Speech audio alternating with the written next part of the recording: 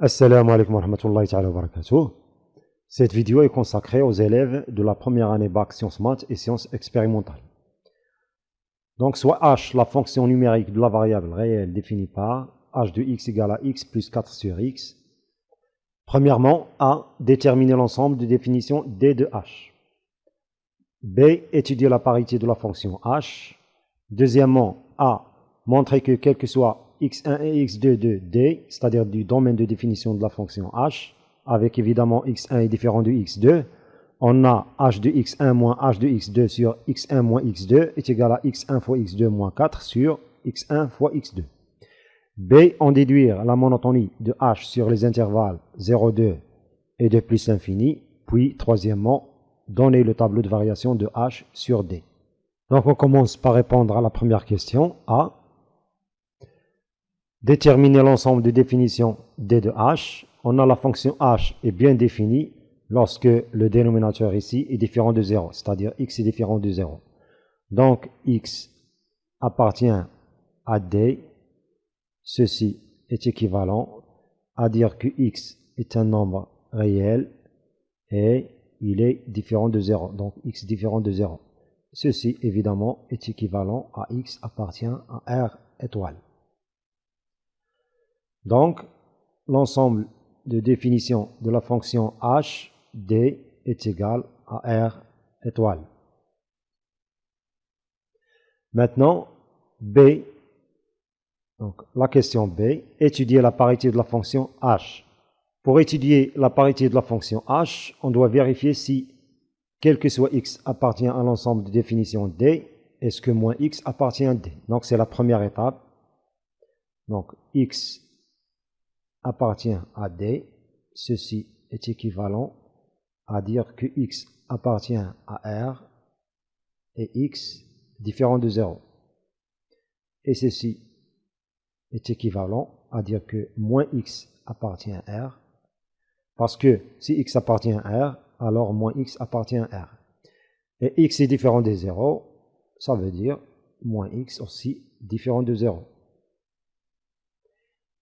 Et ceci est équivalent à dire que moins x appartient à d. Parce que moins x est un nombre réel qui est différent de 0, donc moins x appartient à d. Donc on a vérifié que quel que soit x appartient à d, moins x appartient à d. Maintenant, cherchons h de moins x. On a h de moins x est égal à moins x plus 4 sur moins x. Donc, moins x plus 4 sur moins x, qui est égal évidemment à moins x moins 4 sur x. Factorisant par moins 1, on aura moins x plus 4 sur x. Et x plus 4 sur x, c'est h de x. Donc, est égal à moins h de x. Donc, on a quel que soit x appartient à d, moins x appartient à d. Et h de moins x est égal à moins h de x. Donc, h est bien une fonction impaire. Donc, h est une fonction impaire.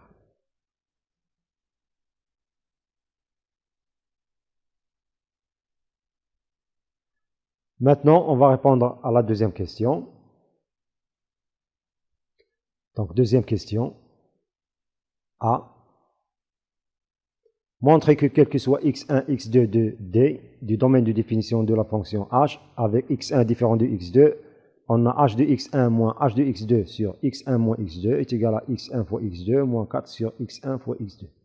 Cherchons tout d'abord l'expression de h de x1 moins h de x2, donc h de x1 moins h de x2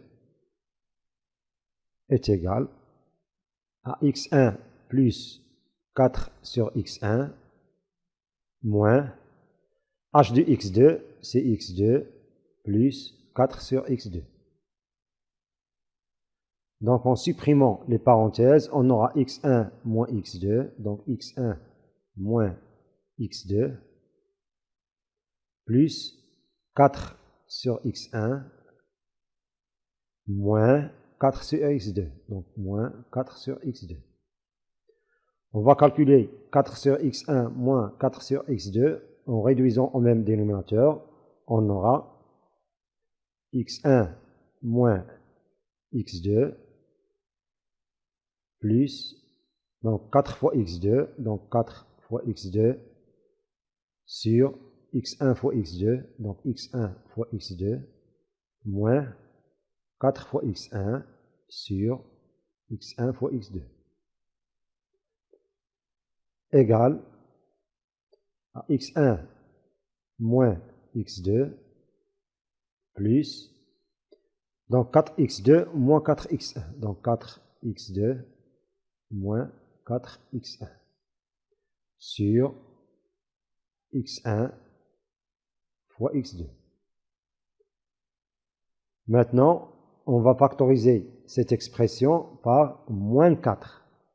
Donc on aura x1 moins x2 moins 4 facteurs. Donc ici, il va rester moins x2 et ici, il va rester plus x1, c'est-à-dire x1 moins x2. Donc x1 moins x2 sur x1 fois x2. Donc x1 fois x2. Je répète, on a factorisé par moins 4. Donc si on factorise par moins 4, il va rester ici moins x2 et ici plus x1. Donc on a factorisé par moins 4. Ici moins x2, voilà moins x2. Et ici plus x1, voilà plus x1. Donc maintenant, on va factoriser par x1 moins x2. On a ici x1 moins x2 et ici x1 moins x2. Donc x1 moins x2, facteur. Il reste ici 1, moins, et ici il reste 4 sur x1 fois x2. Donc 4 sur x1 fois x2. On a factorisé par x1 moins x2 parce qu'on a besoin de diviser h de x1 moins h de x2 par x1 moins x2. On passe maintenant à l'expression h de x1 moins h de x2 divisé par x1 moins x2 égale.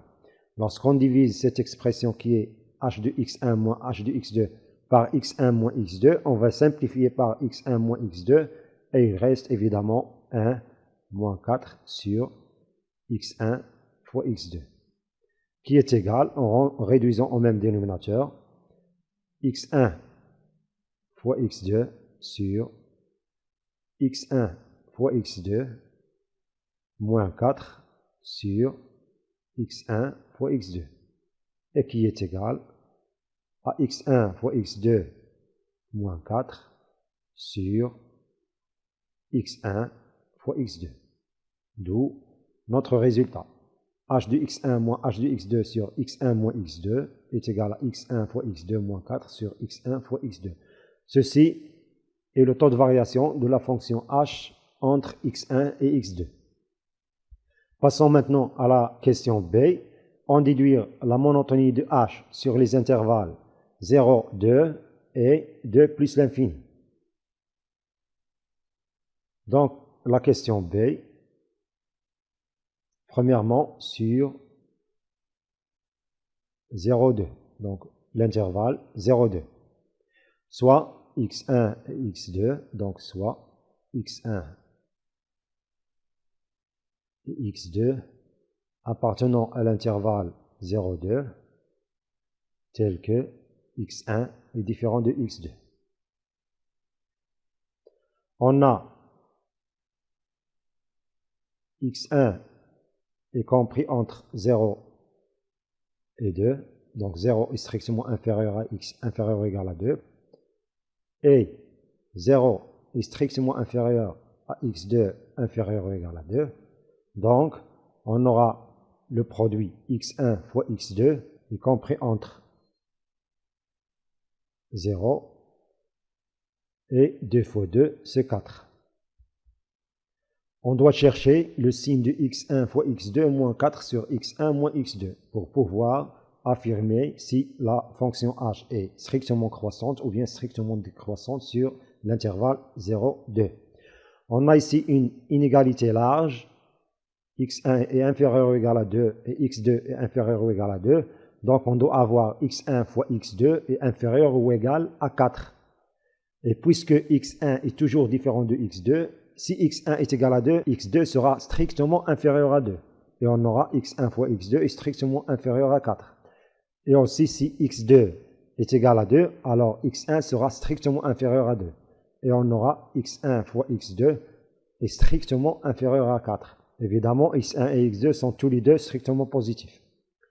Donc, en retranchant 4 de chaque membre de cette double inégalité, on aura donc 0 moins 4, c'est moins 4, inférieur strictement à x1 fois x2 moins 4, et inférieur strictement à 4 moins 4 qui est 0. Donc, x1 fois x2 moins 4 est strictement négatif. Et x1 et x2 sont tous les deux dans l'intervalle 0,2, c'est-à-dire positif strictement. Donc, le numérateur ici est négatif, le dénominateur est positif, donc h de x1 moins h de x2 sur x1 moins x2 est négatif. Donc, ou bien d'où x1 fois x2 moins 4 sur x1 fois x2 est négatif. Et par suite, notre fonction h est strictement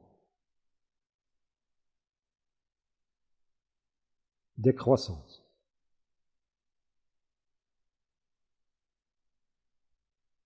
Sur l'intervalle 0, 2. Maintenant, sur l'intervalle 2 plus l'infini, donc sur l'intervalle 2 plus l'infini, on aura x1 est strictement supérieur à 2 et x2 strictement supérieur à 2. Donc le produit x1 fois x2 est strictement supérieur à 2 fois 2 qui est 4. D'où x1 fois x2 moins 4 est strictement supérieur à 0.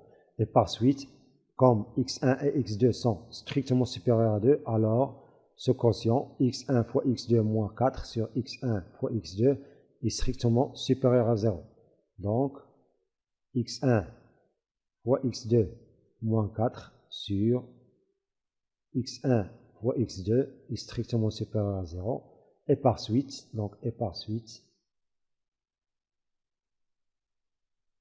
h est strictement croissante sur 2 plus l'infini. Est strictement croissante sur 2 plus l'infini. Donc notre fonction est strictement décroissante sur 0,2 et strictement croissante sur 2 plus l'infini.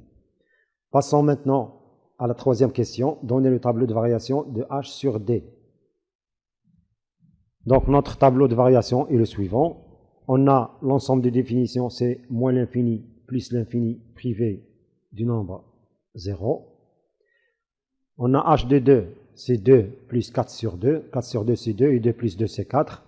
Notre fonction h est croissante strictement sur l'intervalle 2 plus l'infini. Donc on met ici une flèche qui est croissante. Et comme h est une fonction impaire, donc elle conserve ses variations sur les symétriques des intervalles 0, 2 et 2 plus l'infini par rapport à 0.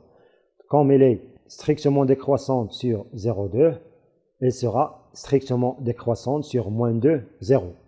Et comme elle est strictement croissante sur l'intervalle 2 plus l'infini, elle sera strictement croissante sur l'intervalle moins l'infini, moins 2.